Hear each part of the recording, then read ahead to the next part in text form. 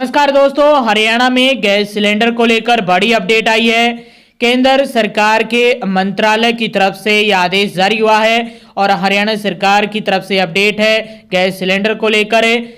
जी हां, नए नियम को लेकर अपडेट है, केवाईसी को लेकर अपडेट है। जी हां, आप सभी को यदि सिलेंडर मिल रहा है तो आपको समस्या आ सकती है। तो ये बड़ी खबर है आप सभी के लिए। 17 मार्च की यह नई अपडेट है।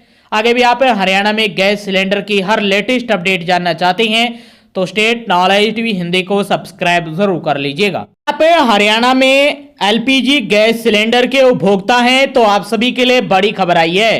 केंद्र सरकार के मंत्रालय ministry of petroleum and natural gas department की तरफ से मंत्रालय की तरफ से यह अपडेट आई है हरियाणा के लोगों के लिए भी और बाकी सभी लोगों के लिए। जी हां, इसमें ई केवाईसी करवाने को लेकर आप सभी के लिए बड़ी अपडेट आई है। यह आदेश जारी हुआ था और इस पर थोड़ी और क्लैरिफिकेशन भी आई है कि किस किस को यह करवाना है केवाईसी और किसको केवाईसी नहीं करवाना है। तो यदि आप केवाईसी करवा लेते हैं तो आपको सिलेंडर मिलेगा और यदि आपने केवाईसी नहीं करवाई तो आपको सिलेंडर नहीं मिलेगा। तो इसको लेकर एक जो लेटर है वो जारी हुआ है। इसमें क्या लिखा है पूरी जानकारी देख लीजिए। यदि आपकी कॉपी की ई केवाईसी कंप्लीट है तो आपको चिंता करने की जरूरत नहीं है। यदि ई केवाईसी नहीं हुई है यानी अपडेट नहीं है डाटा तो आपको दिक्कत आ सकती है। किसे करानी होगी ई केवाईसी और किसे नहीं। यदि आप एक सामान्य एलपीजी ग्राहक हैं और आपने पहले अपना ई केवाईसी करवा लिया है तो आपको यह प्रक्रिया दोबारा करवाने की बिल्कुल भी जरूरत नहीं है। इसको लेकर मंत्रालय की तरफ से क्लैरिफिकेशन आ गया है। यह नियम सिर्फ उन लोगों पर लागू होगा जिनका रिकॉर्ड अब तक अपडेट नहीं हुआ है। उज्ज्वला योजना के ग्राहकों के लिए नियम थोड़े अलग हैं। इन ग्राहकों को हर वित्तीय वर्ष में कम से कम एक बार बायोमेट्रिक वेरिफिकेशन करवाना होता है। यह वेरिफिकेशन भी सिर्फ उन उज्ज्वला ग्राहकों के लिए आवश्यक है जो साल में 7 सिलेंडर लेने के बाद 8वें और 9वें रिफिल पर मिलने वाले टारगेटेड डीबीटी सब्सिडी का लाभ उठाना चाहते हैं। यदि आप उज्ज्वला योजना के तहत उपभोक्ता हैं तो आपको हर साल ई केवाईसी करवाना जरूरी है।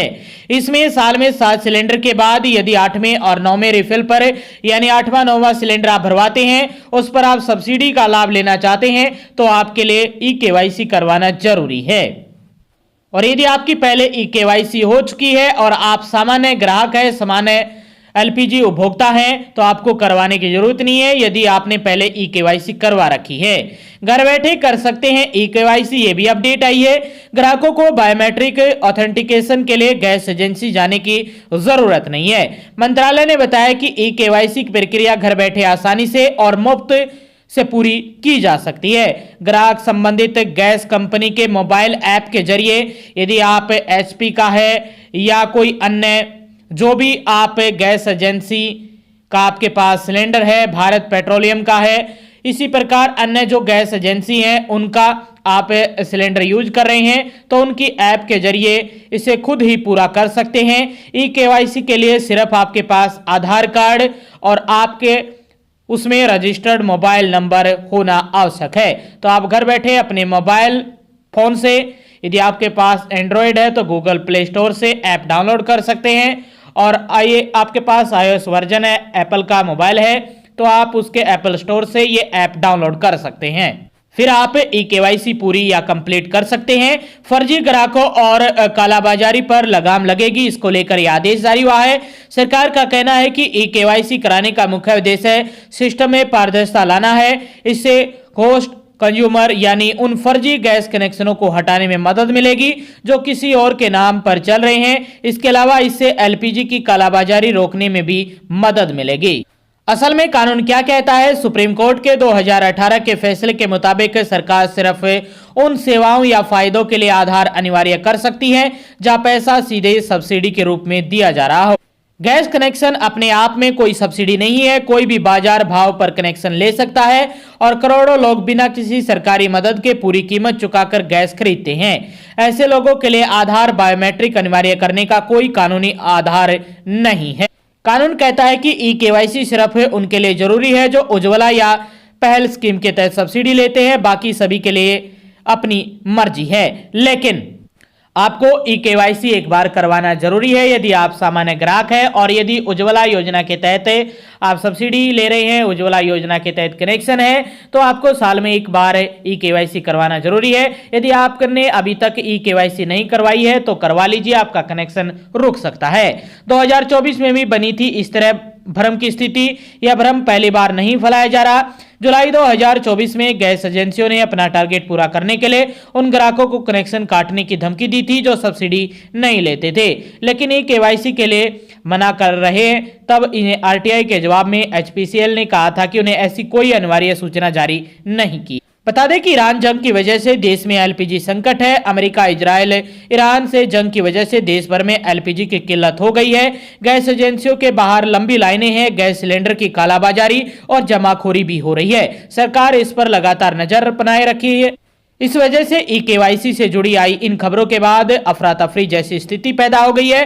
हालांकि अब सरकार के स्पष्टीकरण के बाद स्थिति सामान्य होने की उम्मीद है।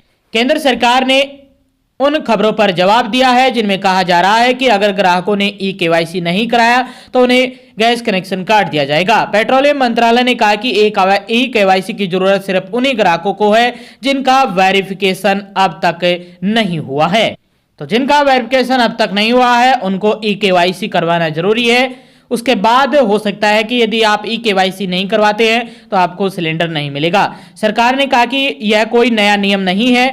मंत्रालय ने सोशल मीडिया पर जो जानकारी दी है वह पुराने अभियान का हिस्सा है।